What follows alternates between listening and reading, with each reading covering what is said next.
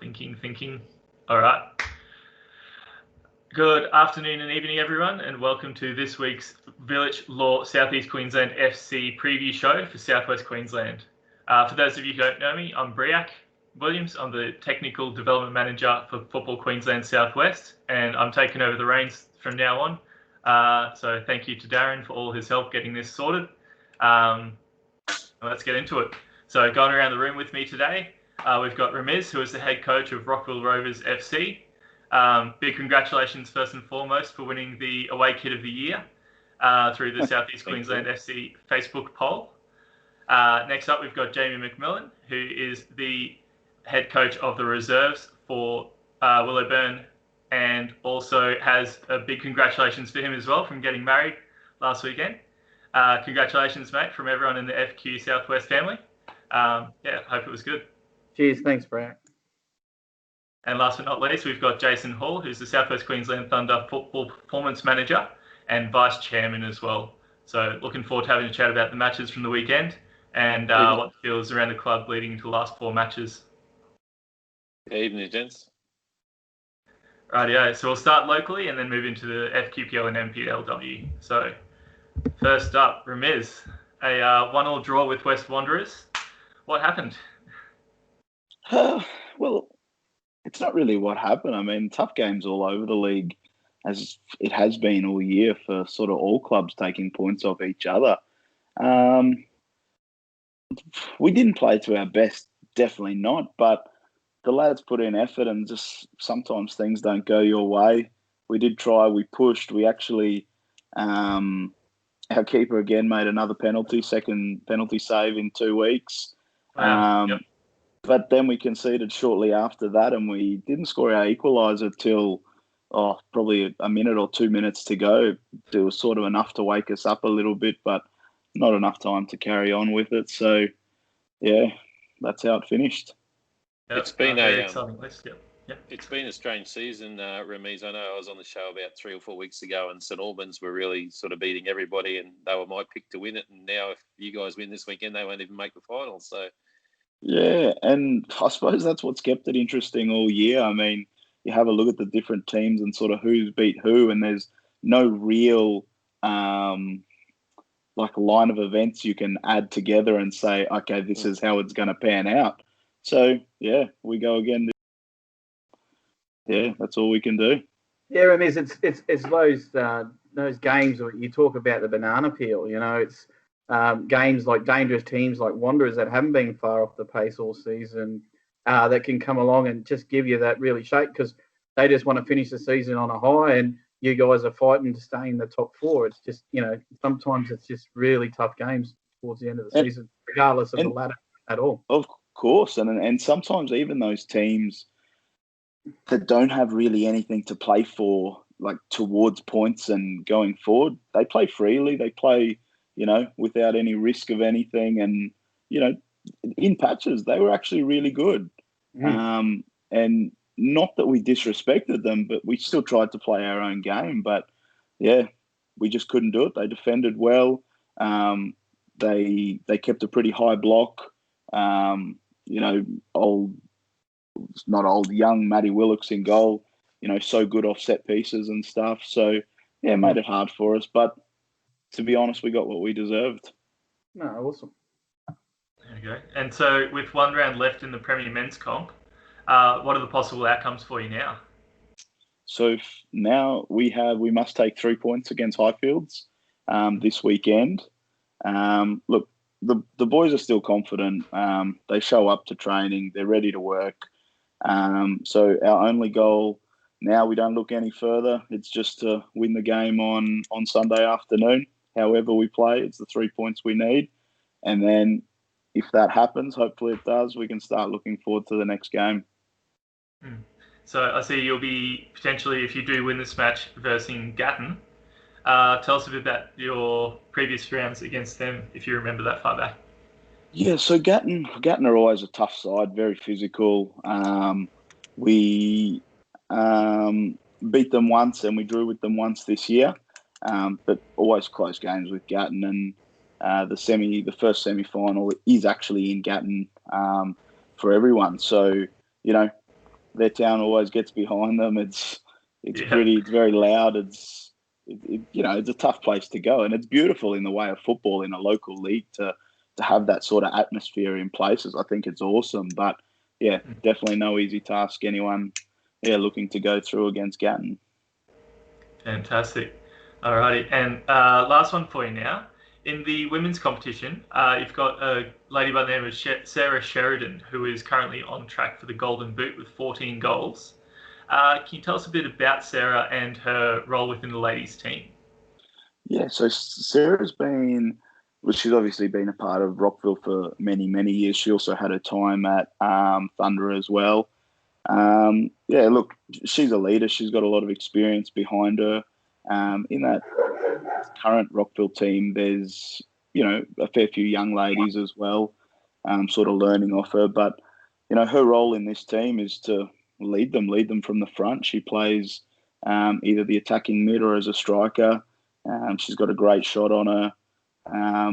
It is also developing the youngsters as well. She does run her own little sort of junior academy as well. She does out of Captain Cook there. So, Nice. She loves being involved. She always has been in football, but now it's sort of her time to step up and, lead this as far as she can. Fantastic. And who have the girls got this week? Do you know? This week. 1 second. Get the draw.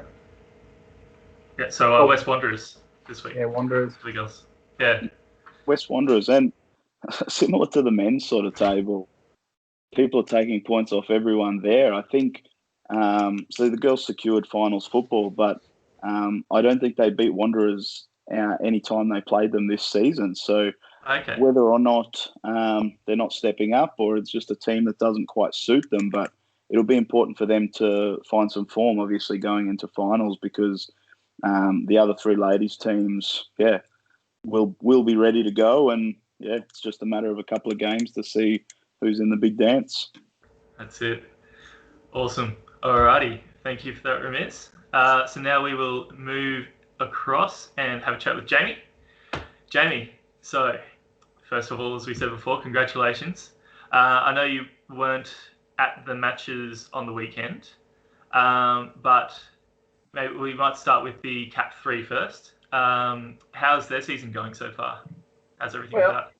It's been one of those, we started coming out of the gates well, and really, stepping into that different competition and all the different aspects that come with it, like, the travel and, the time it takes, giving up a day instead of a few hours for football, makes a lot of change. But the lads adapted really well and have really pushed each other along to get where they have. Unfortunately, on the weekend, our premier team didn't come home with the biscuits, so that we were already an outside shot at that promotion spot, but that was pretty much swept away after the loss on the weekend. And that was Redcliffe. Yep. Yeah. Redcliffe. Yeah. Redcliffe. Yep. So it was a tough game. Talking with Mark, our head coach, for the lads, they the game started at a rapid pace, and unfortunately, a nice free kick from Redcliffe got them on the board quite early in the match. So chasing that parity, trying to even it out. But with an injury to one of the star strikers, Matt Hull, early in the match, sort of changed that dynamics a little bit from that attacking prowess to now trying to now restructure and get that same focus. And the lads were moving well towards that, but just before half time, lost one of our key centre backs with a straight red, which again sort of changed that dynamics. The lads, a bit of a structure shift, so to pick up that extra man. But the lads in the second half still pushed hard, still rallied hard to try and find that equaliser. They're just unlucky on a few occasions, and and then another push through the mid for Redcliffe to secure their second. Our guys still pushed on hard trying to find that equaliser, but a bit of a runaway goal. got them their third and eventually got them the win. Fair enough. Alrighty. And the other question I had was sort of one that, if you know, are they going to have a final series for the Cat3 comp this year?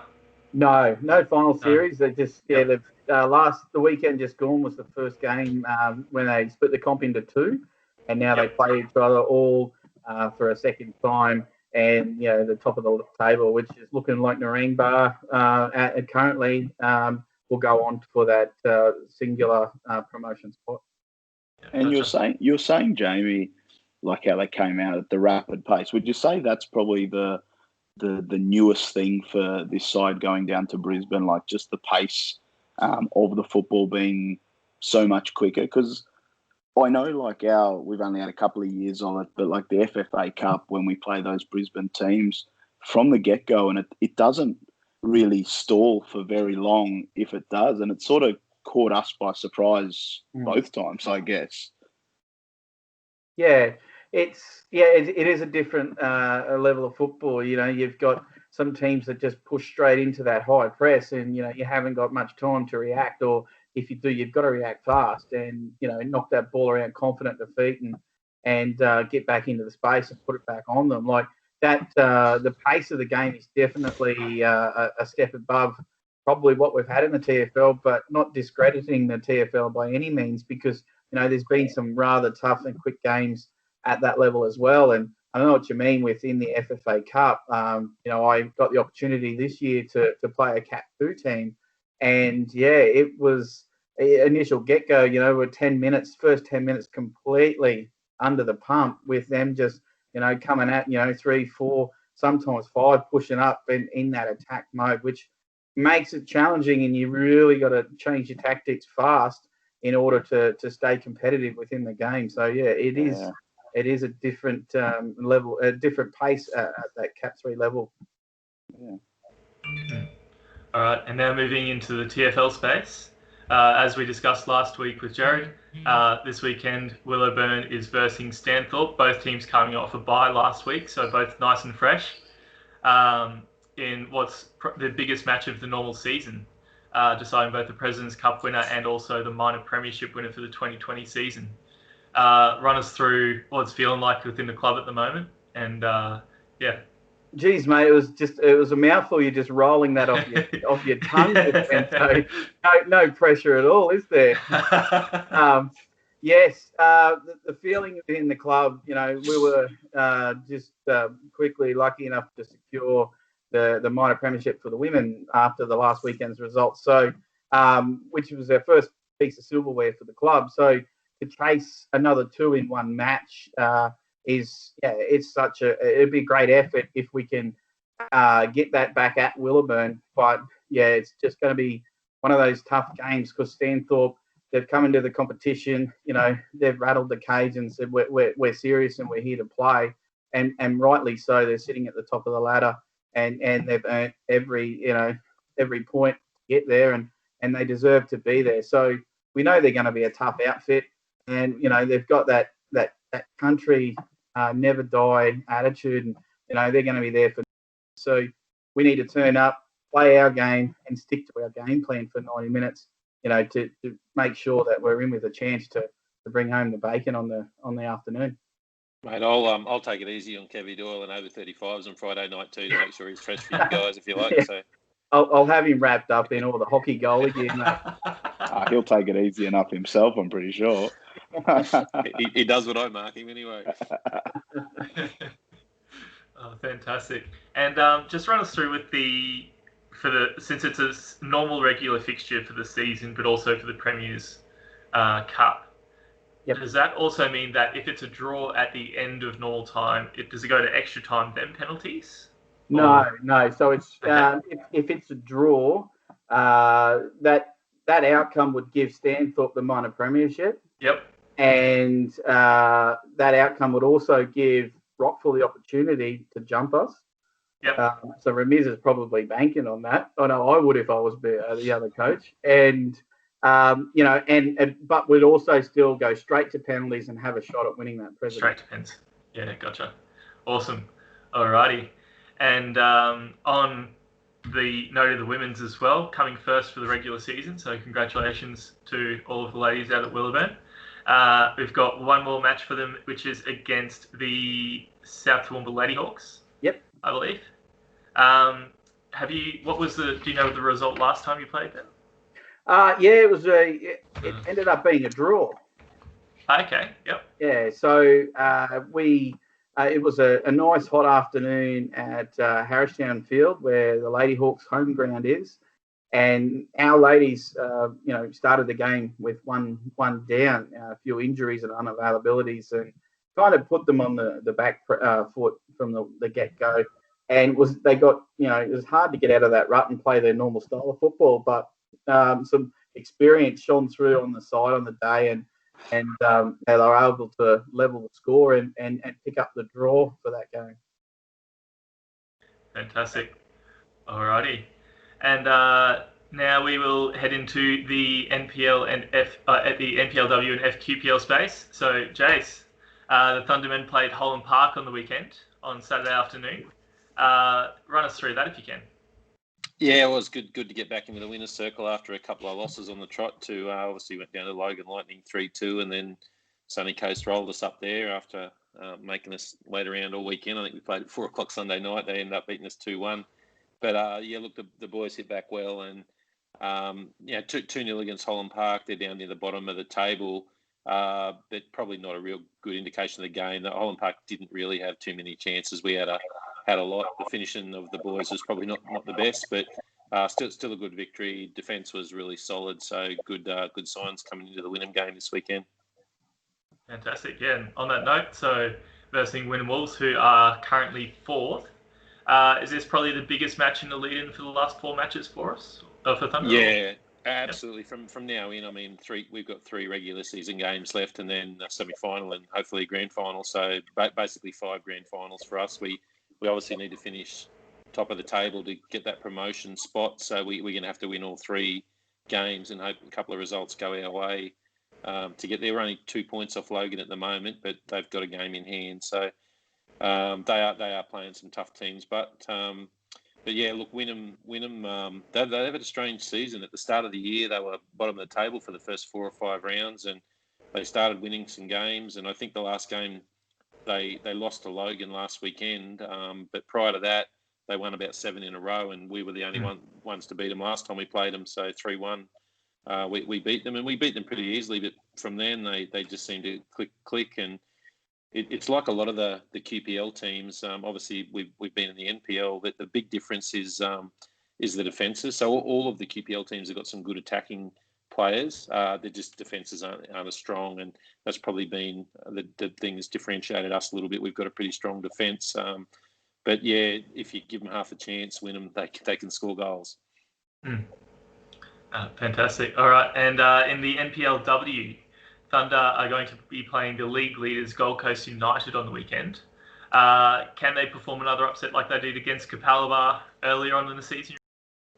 Yeah, look, well, the girls will be hoping so. They seem to step up against the good teams and back off a little bit against the weaker teams, which is a little bit strange. But Gold Coast are a quality team. They've got good players right across the park. But early in the season we played them at Clive Berghoff Stadium, and the girls scored first. Actually, they're up 1-0. I think it might have even been 1-0 at half time, and then Gold Coast ran over us in the second half. Ended up winning it 5-1, I think. But you never know. We are playing away, obviously, down the Gold Coast. But, look, the girls have had some good results of late. Good win against QAS 4-1. I think you went and watched that game a couple of weeks ago. So, look, if they can reproduce that form, and they were nearly flawless in that game. They had a lot of shots on goal and played quite well. So, who knows? We'll be cheering them on. Fantastic. Just a quick one, mate. Some nice goals from Veko on the weekend, I see. Mate, Veko scored 1 on the weekend, but he played outstanding. He's definitely been one of our best players in the QPL this year. Of course, Ramiz been coaching him for the last few years, so must have something to do with it. You're welcome. Veko's been outstanding. As both you guys know, Veko came from Rockville, and Callum Hart, Brody Welsh, and BJ Panels from Willows, and all four of those players have been outstanding for us this year. Brody's second on the leading goal scorers for the whole QPL. Didn't play last week, so he had one of, I think, Rhett Greenslade's Bucks party might have been on, and he was committed to go into that, so he didn't play. Otherwise, he could be up on top of that list. So, yeah, the local boys really have stepped up. They've had a great year. But Veko, in my view, is he's a big shot to win the Player of the Year in the QPL this year. He's been outstanding. He has had a cracking year. Awesome. All right, and that's all the questions I've got. So that brings us to a close for this week's episode of the Vilic Law Preview Show for Southwest Queensland.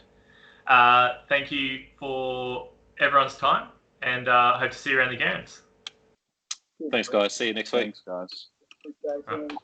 Bye-bye. Thank you. See you, fellas.